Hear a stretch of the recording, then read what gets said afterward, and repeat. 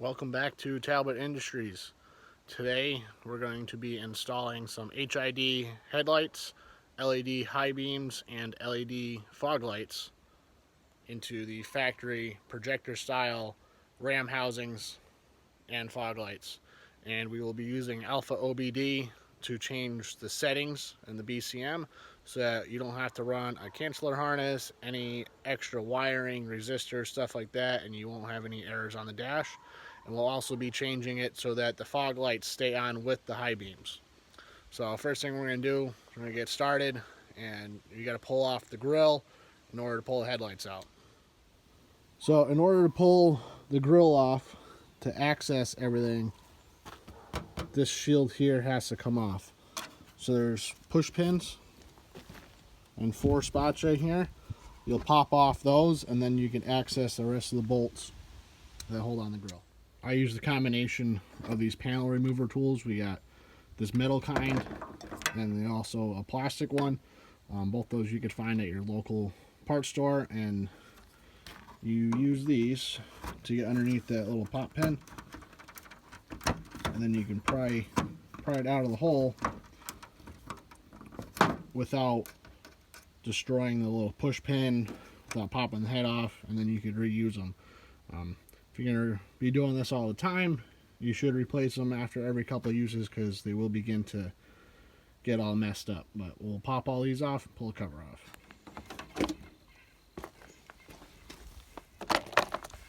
And now for the grill, you have 2 bolts that go across the top support here, 2 on the end. They're all 10 millimeter bolts. And then you also have the same similar snaps down in this area. And what you're going to want to do is you're going to want to pull the grill from one side almost like a hinge. You can push from behind, pop it out, hinge it over a little bit, and then pop out the other side, and that way you won't break all those snaps.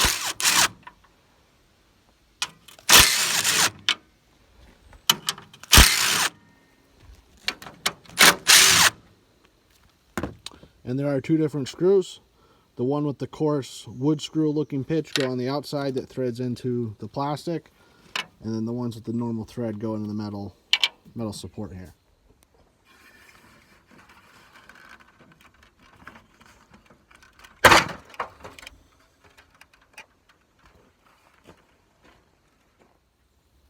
So grill's off. Now for the headlights, there's 2 bolts that hold them in. This top bolt here and this bottom one. So this section, this little metal piece and standoff, is part of the adjustment for your headlight. So you want to make sure when you're taking that bolt out that this piece doesn't move, because it can throw your headlight alignment out of whack. So there's the 2 bolts on the face. Then inside the wheel well, there is this cover that pops off, and then inside, I'll get a shot of it, but there's a tab that you're gonna pull and push on that unlocks the back of the headlight. And then once that's out, you can pop it out of, there's a little ball and socket in the back corner that'll pop out, pull headlight off, disconnect your electrical. That white tab there, you're gonna push up on it. I already pushed it up, but you can see how it slides in that slot and it grabs to lock in the back of the headlight. So you'll reach in there and you're going to push up on it to unlock it. Now you can see that the headlight is loose and it's still caught in the back with that little ball and socket. And you're going to want to pop that out, and then you're going to pull the light out, disconnect your electrical, and then you can bring it over on the bench and start swapping stuff over. So this is the main plug that plugs in the headlights. You press down on this tab on this side, which is going to be on the bottom, and pull it off. The driver's side also has 2 Christmas tree push pins, that's what I call them, and those go into the headlight housing as well. The passenger side only has 1. And here you can see that locking mechanism there. So up allows the tab to go through, down locks it in place, and right here is where that ball and socket plugs in, and I'll show you that on the headlight. So we got the headlight off. This is that ball and socket that I was talking about that snaps in the back, and this is the tab that the white piece connects to. This is where your main plug goes into, and your bulbs are behind this cover. So there's 5 8mm bolts. We'll go ahead and take those off.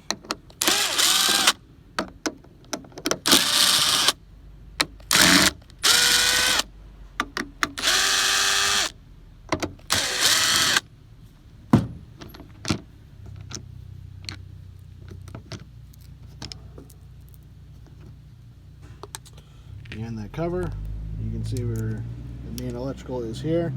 You have your low beam, which is in your projector housing, and then your high beam in there. So we'll start by pulling out, disconnecting both the plugs and pulling the bulbs out.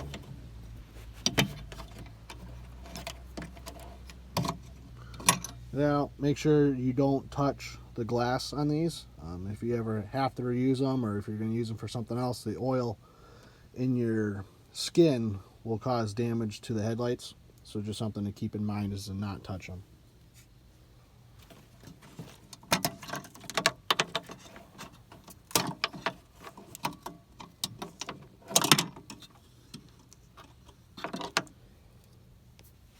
Now we'll go get the LEDs and the HID stuff set up. So here's what we got. We have your ballast for your HID, which plugs into your HID over here. And there's also 2 other wires that plug into your HID bulb. We have a replacement cover from BrightSource that comes with the holes already pre-drilled in the cover and grommets, so that way you don't have to drill these. Keeps your enclosure all nice and watertight and dust free. The one issue I did run into with this is that the grommet that came with the HID kit was a little sloppy in the hole. So what I did was just put some electrical tape over it and just held it in place for now until I get around to getting a new grommet. So feed that through.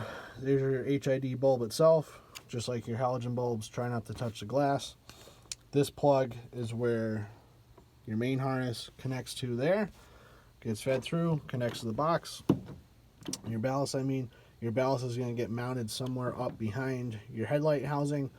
It does get warm, so you want to make sure it's not going to be against anything where it may cause damage.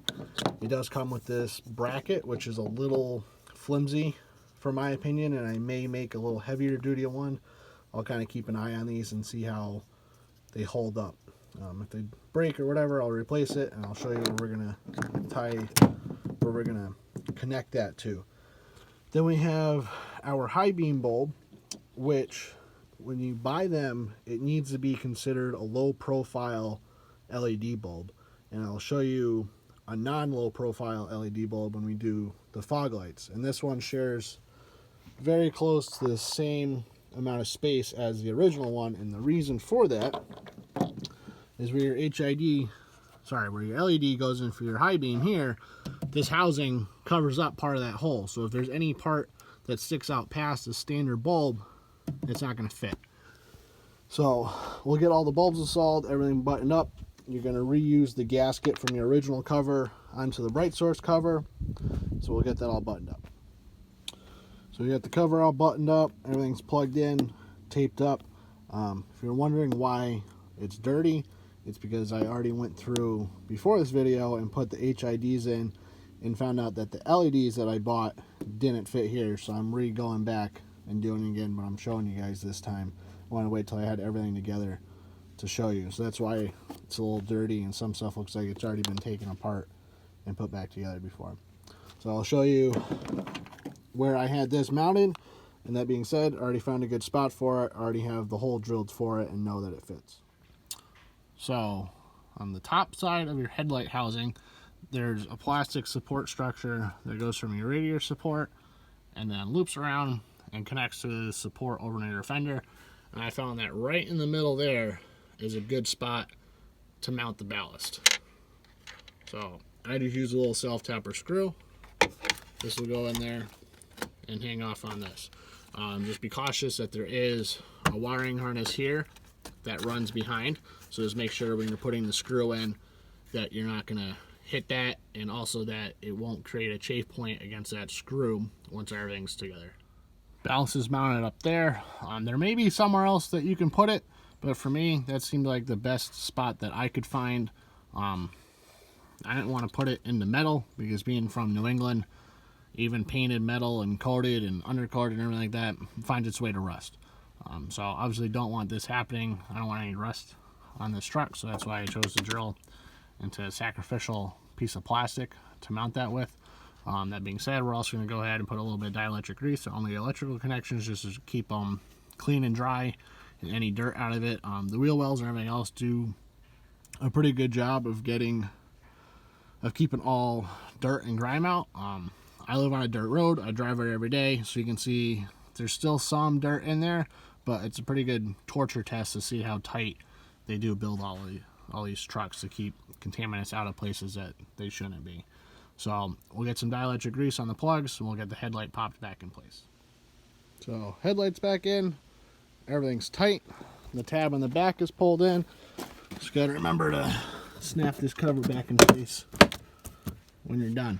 So now we'll move on over to the other side, get that one taken care of, and then we'll do the LED fog lights, and then we'll start doing the programming with AlphaOBD. So now both sides are done. You can put your grill back in. Pops into those two tabs there. Your bolts across the top, and then you have your that plastic piece that goes on top in between the grill and the radiator, and that's all set. So up underneath the truck, behind the front bumpers where your fog lights are, you just unplug your old bulb, plug in your LED. This is what, like the LED style I was talking about, where it's not a compact style. It takes up more room than the other ones. This style here does not fit in the headlight housing. Make your connection, zip tie everything up nice and good, do both sides, and you're done. So AlphaOBD runs off of a Android device, and you need a Bluetooth adapter that plugs into the OBD port. So after you have both of those things, you can go in to AlphaOBD. If it's your first time connecting to your adapter, you have to go under here, under My Interface, Bluetooth, and connect to it. You'll also have to go into and select your vehicle. So you'll have to, click on Dodge, Ram, make, model, year, and all that, and then it starts to populate these drop-down menus. So for me, Ram 3500, and we are going to be connecting to the body controller. Select unit. You'll select your year range. Now for 2018, I select the model year 2013 through 2017 body controller, and connect.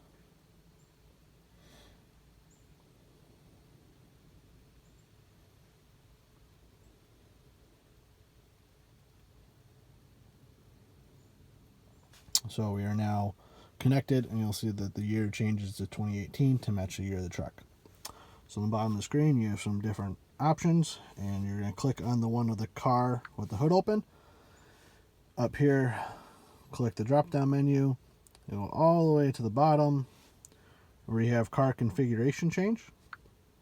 Click on that, select option, and now this is where you have all your different options of what you're going to change. So we'll go through and I'll show you the ones that you are going to change to have everything work. So it may take me a while to go through here, so just bear with me.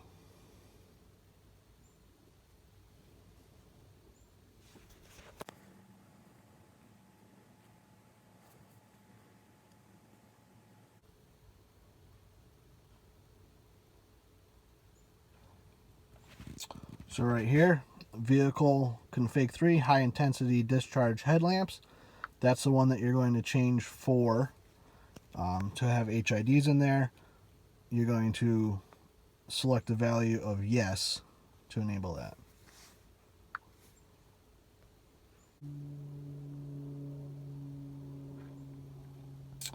So right here, you're going to enable CBC features LED front fog lamps present, and also CBC features LED high beams lamps present. So we'll go ahead and do this one. Select value, We're going to select yes, and we're going to hit start. And it's going to say current status of your component is no. Click next to change your system to setting selected. Click next. Procedure complete. And you're going to want to make these changes one at a time, and then key off for a couple minutes and then key on. Make sure what you did worked and didn't mess anything else up, and do everything one at a time. If you try to upload and change more than one setting at a time, it is a known issue that they don't always take 100% all the way. So we'll go ahead and do a key cycle, and I'll show you what else is going to get changed. Now, to keep your fog lights on with your high beams, you're going to go down to CBC Features, Front Fog Lamp Dropout Enable, and you will select no. And what that will do will keep your fog lights on with your high beams for better lighting and visibility. Just note that this may not be legal in all states, so do this at your own risk or for off-road use only. So the last thing that I did, which is kind of personal preference, is that I went into settings, lights, and changed my headlight illumination on approach down to 0 seconds. And I did that because it's not good for the HIDs to short cycle. It can, decrease the life expectancy of the bulb. And for me, I don't see it a big deal that I have the lights on. You still have the other lights that light up. Your cargo lamp lights up, your puddle lights and your mirrors light up. So there is still light around the truck when it's dark. I'd rather save the headlights than have them come on and short cycle and possibly cause issues down the line. I want to try to see if there's a way to change it so that the headlight, instead of the headlights come on, the fog lights will come on, because that would be cool.